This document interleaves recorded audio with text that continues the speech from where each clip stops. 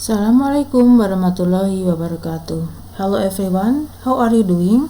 Welcome back to my class. I hope you are always happy and healthy at home. Today on this video we are going to discuss about narrative text. As we know that narrative text is so familiar for us. You have learned it before when you are in junior high school. It is not very difficult to learn. So what are we going to talk about? Let's take a look at the next slide.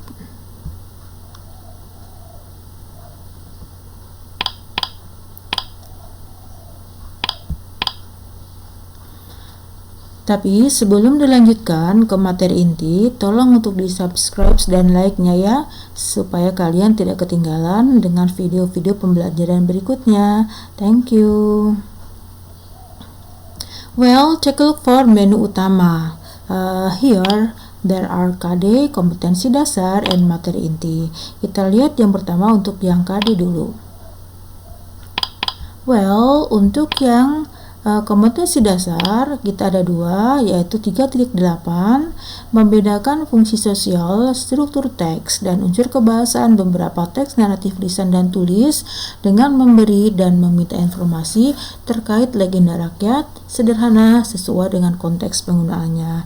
Jadi untuk kompetensi dasar 3.8 ini nanti berhubungan dengan pengetahuan hal apa sih yang akan kita pelajari, yang akan kita dapatkan dari materi naratif teks ini.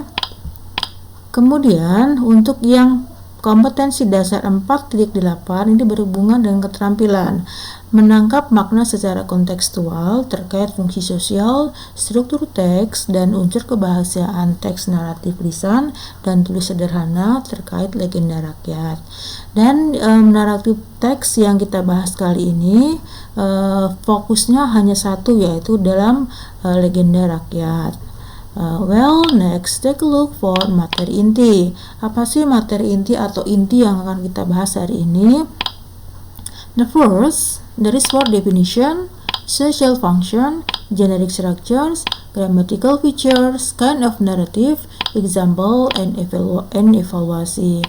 The first one is we have discussed about narrative text. The definition of narrative text is a kind of text to retell the imaginative or factual story in the past. Jadi naratif teks ini berupa teks imajinatif atau bisa juga dengan teks faktual yang pada masa lalu yang rangkaian peristiwa atau ceritanya dari waktu-waktu dijabarkan secara kronologis. That is the definition of narrative text. Biasanya berupa imajinatif atau khayalan. And like the other kind of text, narrative has social function. Naratif punya fungsi sosial atau punya tujuan. That is to amuse or entertain the reader. Jadi tujuan kita mempelajari naratif teks itu yaitu untuk menghibur para pembaca. Jadi kita bisa mendapatkan hiburan dengan membaca beberapa teks naratif itu. Kita bisa mendapatkan kesenangan dari situ. And the generic structures of narrative text are: the first is orientation. Orientasi, apa sih yang ada di bagian orientasi ini? Sets the scene, where and when the story happened, and introduces the participants of the story, who and what is involved in the story. Jadi bagian orientasi ini itu memperkenalkan participants, memperkenalkan pemainnya, siapa sih yang terlibat dalam cerita naratif tersebut, kemudian tempatnya di mana, kapan cerita itu dimunculkan. That is in orientasi. And the next one is complication. Bagian kedua dari generic structure adalah komplikasi.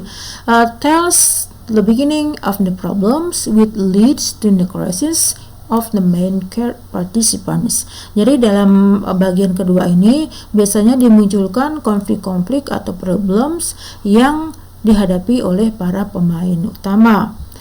And the third one is resolution atau resolusi. The problem is resolved either in a happy ending or in a sad ending. Jadi problem yang tadi dihadapi di paragraf sebelumnya oleh si pemain utama tadi sudah terselesaikan atau sudah ada solusinya. Solusinya itu bisa berupa happy ending or sad ending. And the last one is reorientation or coda. Take a look for the last part of generic structure. This is the closing remark or to the story and it is optional. Jadi bagian ketiga, bagian coda ini optional. Jadi boleh atau bisa ada, bisa juga tidak ada dalam suatu teks naratif tersebut. Kalaupun ada, it consists of a moral lesson. Biasanya berupa moral lesson, moral value atau pesan moral, advice, anjuran atau saran, or teaching from the writer. Jadi intinya untuk yang generic structure itu ada 3, orientation, complication, and resolution. Dan terakhir, coda atau reorientation ini optional, jadi boleh ada dan boleh tidak. And the other kind of thing that we have to learn in narrative text is grammatical features atau ciri kebahasaan teks naratif. Apa sih yang biasanya muncul atau ciri kebahasaan apa sih yang biasanya ada dalam teks naratif itu? The first is the use of action verb, and the second one is the use of adverbs, menggunakan kata keterangan. Adverbs itu artinya kata keterangan, bisa keterangan waktu ataupun keterangan tempat. And the use of adjective, kata sifat, and the use of noun phrase, menggunakan frasa benda. Frasa benda adalah beberapa kata benda yang biasanya sudah bermakna. Example, a beautiful girl, a happy people, a happy family, a good boy, a good teachers, a big house. That is what a noun phrase. And the third one is the use of past form. Jadi dalam teks naratif itu menggunakan kata kerja bentuk kedua atau dalam bentuk simple past. And the fourth one is the use of conjunction, menggunakan kata penghubung. First, then, next, after that, finally, last, however, although. That is a conjunction. And the use of reported speech, menggunakan kalimat langsung dan kalimat tidak langsung. Nah, ini untuk menghidupkan cerita tersebut, jadi digunakanlah reported speech, kalimat langsung dan kalimat tidak langsung. And the last is the use of passive, menggunakan kalimat dalam bentuk pasif. Well, untuk dalam grammatical features ini, ciri kebahasaan ini, tidak semua komponen ini harus ada dalam suatu teks naratif. Kalaupun ada lebih bagus, tapi tidak semuanya harus ada. That is what the grammatical features. And what is text that belongs to the narrative? Apa sih jenis teks yang bisa dikategorikan ke dalam teks naratif itu? First, fable. We know that fable is the story that has the animal in the main character. Kita tahu ya bahwa kalau fable itu adalah cerita yang biasanya tokohnya adalah binatang. And then legend atau legenda. Legenda itu adalah cerita yang mengisahkan asal-usul dari suatu tempat. Misalnya adalah the legenda of Toba Lake. That is for legend. And then folktale atau cerita rakyat, biasanya cerita yang diceritakan secara turun-temurun sehingga menjadi tradisi di dalam masyarakat tersebut. Contohnya adalah Malin Kundang, dari suara folktale. And fairy tale is dongeng. Contohnya adalah Cinderella and Snow White, dari suara fairy tale. And the last is myth atau mitos. Apa sih mitos itu? Mitos itu adalah cerita yang atau mitos yang dianggap faktual, yang dianggap benar-benar terjadi walaupun kita tidak tahu kebenaran dan tidak bisa dipertanggungjawabkan kebenaran dari suatu cerita tersebut. Contohnya adalah Nyi Roro Kidul. So there are several kinds of story that belongs to narrative text: fable, legend, folktale, fairy tale, and then a myth. And let's take a look for The example of the narrative text. Kita sudah membahas di awal tadi bahwa yang kita fokuskan adalah cerita naratif dalam bentuk legenda. And here is the example of a legend from Borneo atau Kalimantan. Ini legenda dari Kalimantan. The title is Crying Stone, batu menangis.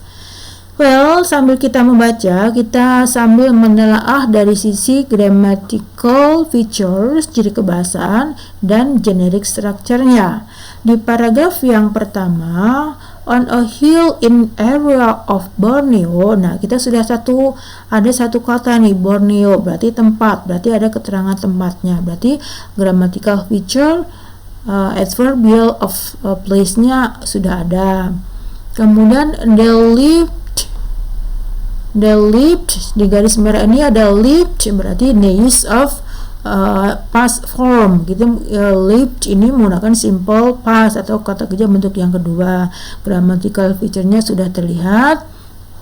Kemudian a poor widow and her daughter. A poor widow, ini a poor widow dua kata benda yang memiliki arti, berarti disebut dengan noun phrase. Kemudian her daughter. Nah, ada dua karakter di sini, a poor widow and her daughter. Berarti sudah memunculkan dua karakter, dua pemain dan satu tempat. Berarti kalimat atau paragraf pertama ini mengindikasikan ini disebut dengan bagian orientasi atau perkenalan dari partisipan atau dari pelaku cerita dan tempatnya. Paragraf yang kedua dan yang ketiga ini disebut dengan complication atau komplikasi, karena dalam dua paragraf ini dimunculkan problemnya di antara a poor widow dan a doctor tadi adalah si anak gadisnya itu tidak mengakui ibunya sebagai orang tua karena dia mengakui bahwa ibunya itu adalah pembantunya. Dan di paragraf yang terakhir kita sebut dengan paragraf resolution, karena di paragraf ini ada solusinya. Si ibunya marah mendengar pengakuan si anaknya bahwa dia tidak diakui sebagai ibu tapi hanya diakui sebagai pembantunya. Oleh karena itu si ibunya berdoa, kemudian doanya dikabulkan dan si daughternya, anaknya itu menangis dan berubah menjadi batu menangis. That is for generic structure. Paragraf pertama orientation, paragraf kedua dan ketiga complication, dan paragraf yang keempat resolution. Nah, kita lihat yang grammatical feature tadi, ciri kebahasaannya. Tadi sudah kita bahas bahwa yang tercetak merah ini lived, was, spoiled, loved, helped, ini disebut dengan simple past karena menggunakan kata kerja kedua. Kemudian yang tercetak hijau, a poor widow, dress up, dirty clothes, pretty girl, a crying stone, ini disebut dengan noun phrase karena kumpulan beberapa kata benda yang bermakna. Dan yang tercetak ungu, beautiful, lazy, ini adalah kata sifat. Kemudian yang tercetak biru, while, however, eventually, ini adalah conjunction atau kata penghubung. Dan yang terakhir ini ada was turned dengan it's cold, ini adalah kata atau kalimat pasif, that is the example of legend from Borneo atau Kalimantan, a crying stone. And take a look for evaluation. Here you have one text, the story from Bali, and below the text you have to give the answer for 5 questions. For multiple choice, you have to read again from the text and try to give the answer for 5 questions. Well, that is for my explanation about narrative text and Stay healthy and see you from the next video.